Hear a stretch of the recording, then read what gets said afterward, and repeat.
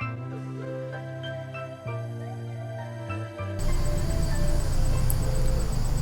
selamat pagi anak-anakku sekalian. Salam jumpa lagi bersama saya di ruang pembelajaran pendidikan agama Katolik dan budi pekerti. Dan dalam video pembelajaran tematik kali ini, saya akan membahas sebuah materi yang cukup menarik, yakni Yesus mewartakan kerajaan Allah melalui perumpamaan. Untuk itu, agar adik-adik lebih maksimal mengikuti materi ini, jangan lupa terlebih dahulu siapkan alat tulis dan juga Alkitab. Ayo, mari kita mulai.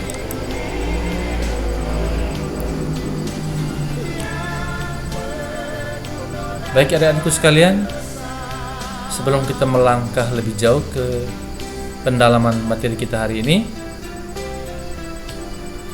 alangkah baik di awal materi ini adik-adik perlu terlebih dahulu mengetahui apa yang menjadi capaian pembelajaran. Yang pertama, bersyukur atas nilai-nilai kerajaan Allah yang diwartakan Yesus Kristus melalui sabda dan tindakan. Poin kedua, bertanggung jawab mewujudkan nilai-nilai kerajaan Allah melalui kata-kata dan perbuatan. Ketiga, memahami tugas Yesus Kristus mewartakan kerajaan Allah melalui sabda dan tindakan. Yang keempat, melakukan aktivitas seperti menyusun doa, menulis refleksi yang berkaitan dengan keterlibatan dalam mewartakan kerajaan Allah melalui kata-kata dan perbuatan atau tindakan. Ini kurang lebih 4 poin capaian pembelajaran kita pada materi ini. Next, kita lanjut. Berikut, selain capaian pembelajaran, ada pula tujuan pembelajarannya. Kurang lebih ada 4 poin tujuan pembelajaran. Pertama, diharapkan adik-adik bisa menjelaskan arti perumpamaan di dalam kitab suci. Kedua, diharapkan pula adik-adik mampu menyebutkan contoh-contoh perumpamaan Yesus di dalam kitab suci yang menggambarkan tentang kerajaan Allah. Yang ketiga, menjelaskan maksud Yesus memberikan perumpamaan. Kemudian yang keempat, adik-adik diharapkan mampu pula menjelaskan beberapa makna perumpamaan yang diberikan Yesus dalam kitab suci. Oke, next kita lanjut.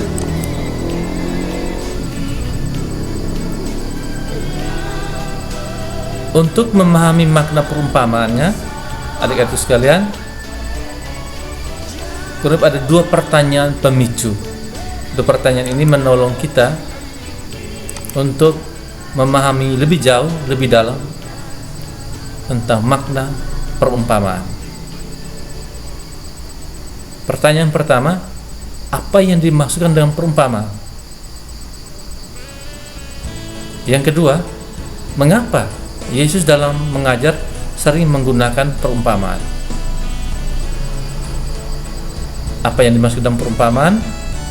Kemudian mengapa Yesus dalam mengajar sering menggunakan perumpamaan? Ini 2 pertanyaan pemicu untuk kita memahami makna perumpamaan lebih jauh. Next, kita lanjut. Baik, ada rupa-rupa perumpamaan dalam kitab suci. Antara lain, pertama, perumpamaan seorang penabur. Bisa adik-adik temukan di dalam Markus bab 4 ayat 3 sampai 8, dilanjutkan ayat 13 sampai 20. Kemudian perumpamaan tentang benih yang tumbuh. Perumpamaan tentang lalang di antara gandum. Perumpamaan tentang pukat. Perumpamaan tentang harta terpendam dan mutiara berharga. Tentu masih ada perumpamaan-perumpamaan lain yang ada dalam kitab suci, dan adik-adik diharapkan bisa mencarinya dan menemukan perumpamaan apa saja selain yang ini. Oke? Kemudian adik-adikku sekalian, untuk membantu kita menjawab pertanyaan tadi, lalu untuk bisa memahami makna perumpamaan, berikut ini ada 2 video yang bisa membantu kita untuk pendalaman materi ini. Mari kita simak bersama video yang pertama, perumpamaan tentang penabur benih.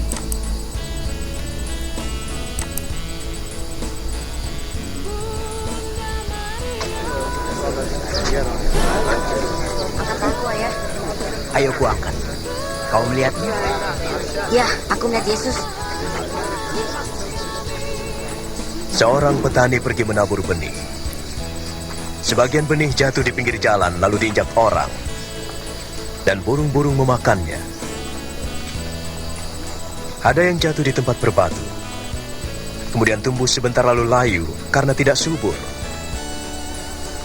Ada yang jatuh di semak duri, tumbuh tapi terhimpit, lalu mati.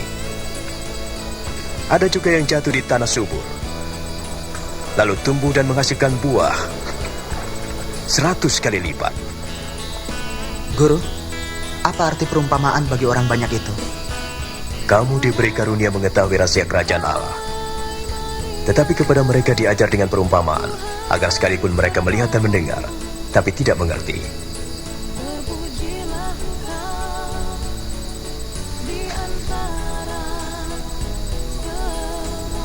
Inilah arti perumpamaan itu.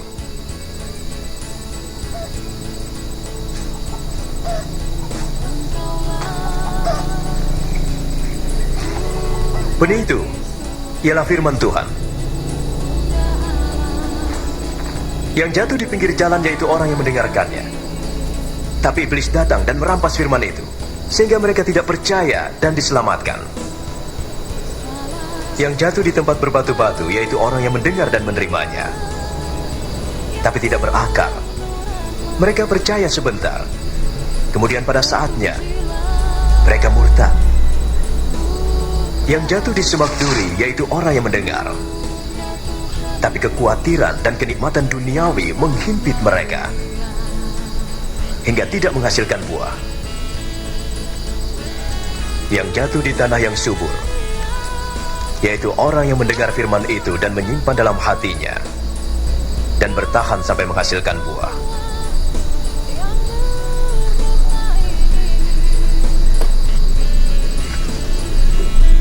Tak ada orang menyalakan lampu lalu menutupnya atau menaruh di bawah tempat tidur, melainkan menaruhnya di atas, sehingga orang melihat cahayanya ketika masuk rumah. Sebab semua yang tersembunyi akan kelihatan, dan semua yang dirahasiakan akan terlihat dalam terang. Sebab itu perhatikanlah baik-baik, siapa yang mempunyai kepadanya akan diberi, tetapi yang tidak mempunyai daripadanya akan diambil. Guru, ibu dan saudara-saudaramu ada di luar. Mereka ingin bertemu. Ibuku dan saudaraku ialah mereka yang mendengar firman Allah dan melakukannya. Oke adik-adikku sekalian, setelah kita menyaksikan cuplikan video yang pertama, mari kita simak lagi cuplikan video yang kedua berikut ini.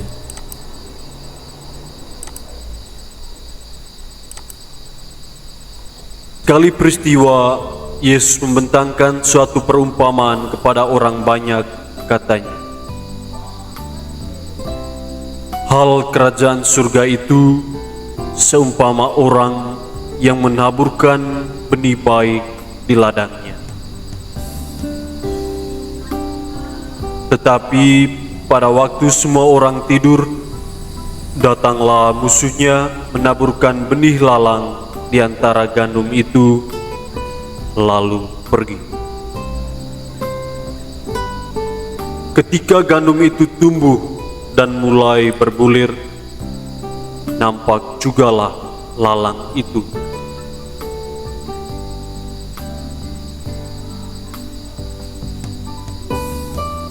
Maka datanglah hamba-hamba tuan ladang itu dan berkata kepadanya, "Tuan, bukankah benih baik yang Tuan taburkan di ladang Tuan? Dari manakah lalang itu?" Jawab tuan itu, "Seorang musuh yang melakukannya."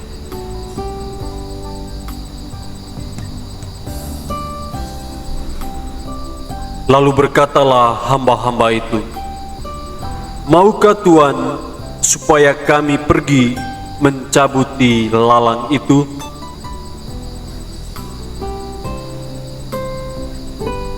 Tetapi ia berkata, "Jangan, sebab mungkin gandum itu ikut tercabut pada waktu kamu mencabuti lalangnya. Biarkan keduanya tumbuh bersama sampai waktu menuai tiba. Pada waktu itu aku akan berkata kepada para penuai, kumpulkanlah dahulu lalang itu dan ikatlah berberkas-berkas untuk dibakar. Kemudian kumpulkanlah gandumnya dalam lumbungku."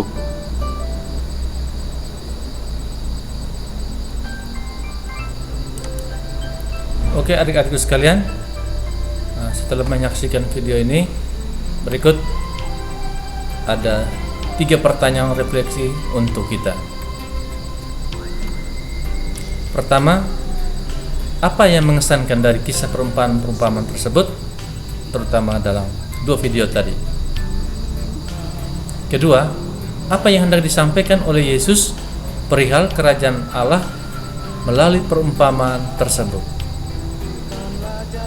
Ketiga, apa makna perumpamaan tersebut bagi hidup kita sehari-hari?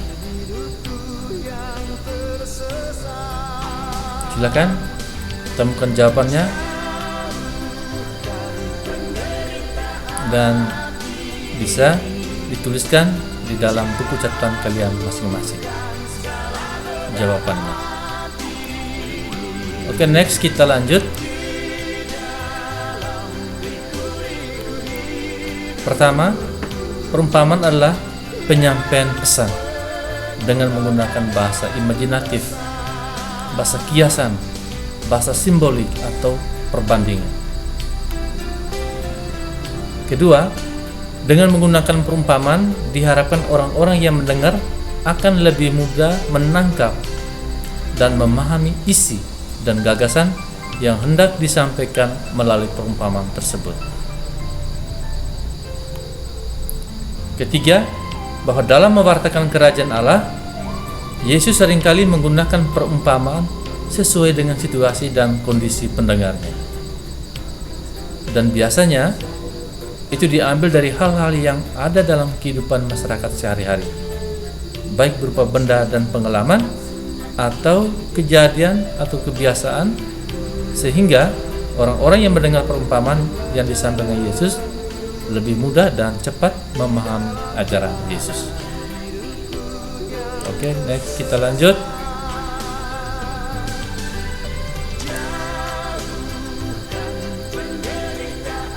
Perumpamaan yang sering digunakan Yesus dalam mewartakan kerajaan Allah antara lain, pertama, seorang penabur. Apa maksudnya?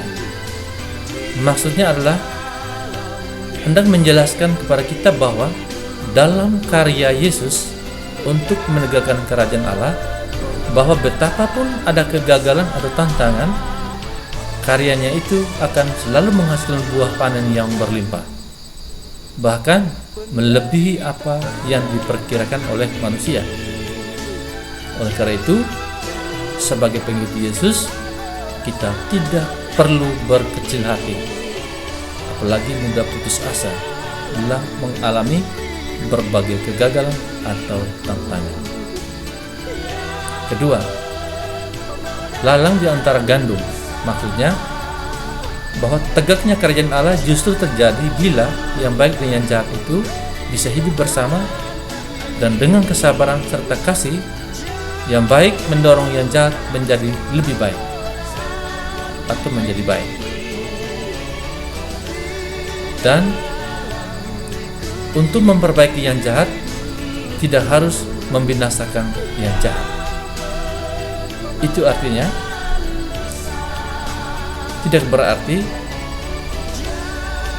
tidak harus membinasakan jahat. Itu artinya kita mencintai kejahatan. Tidak, bukan itu yang dimaksudkan.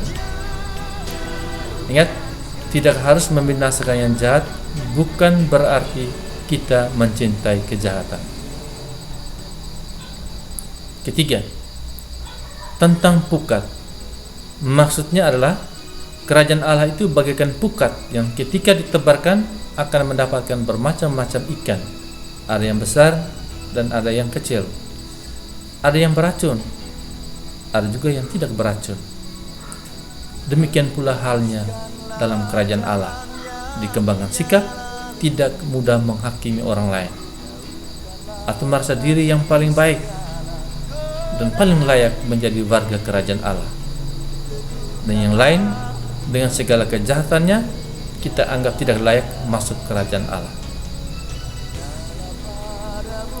Berikut keempat, mutiara dan harta yang terpendam.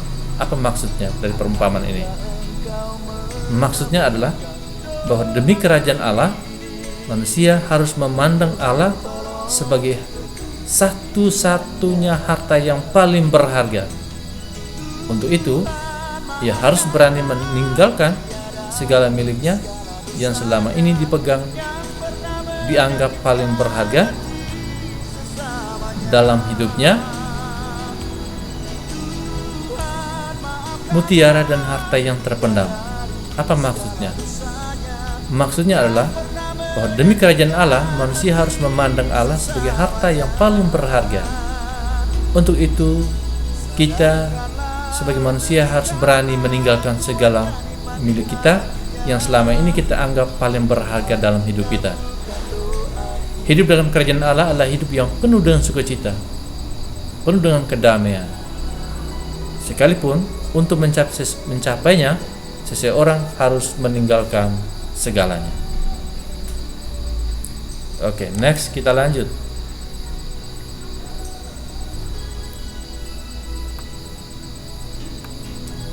Berikut tentang benih yang tumbuh. Apa maksudnya?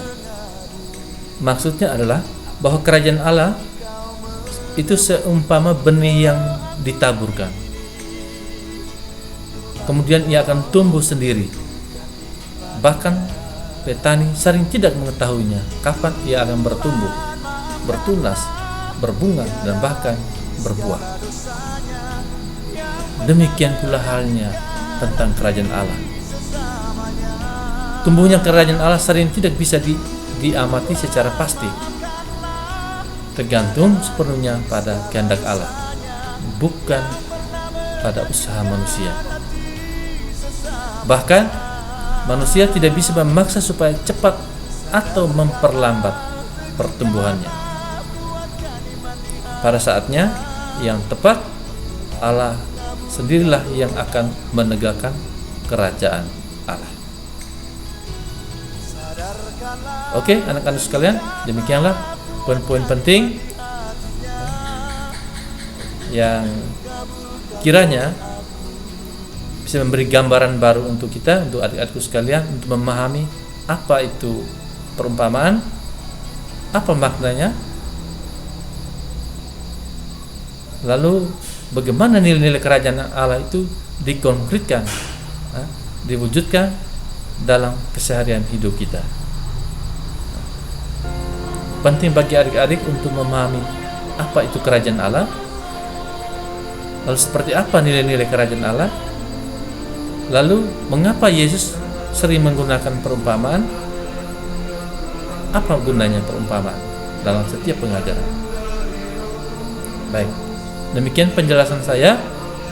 Mudah-mudahan penjelasan ini bermanfaat untuk adik-adik dan membekas dalam hati dan pikiran adik-adikku sekalian. Mari kita akhiri materi kita hari ini dengan berdoa. Mari kita berdoa dalam nama Bapa dan Putra dan Roh Kudus. Amin. Allah Bapa yang Maha Baik, kami bersyukur kepadamu karena melalui putramu Engkau telah mengajarkan kepada kami tentang makna kerajaan Allah melalui perumpamaan. Semoga kami dapat hidup seturut kehendak-Mu, sehingga kelak kami Kau perkenankan untuk menikmati kebahagiaan surgawi bersamamu. Demi Yesus Kristus, Putramu, Tuhan dan Juru Selamat kami. Amin. Terima kasih atas kebersamaan kita. Sampai jumpa di edisi video pembelajaran tematik berikutnya. Sekian dan terima kasih.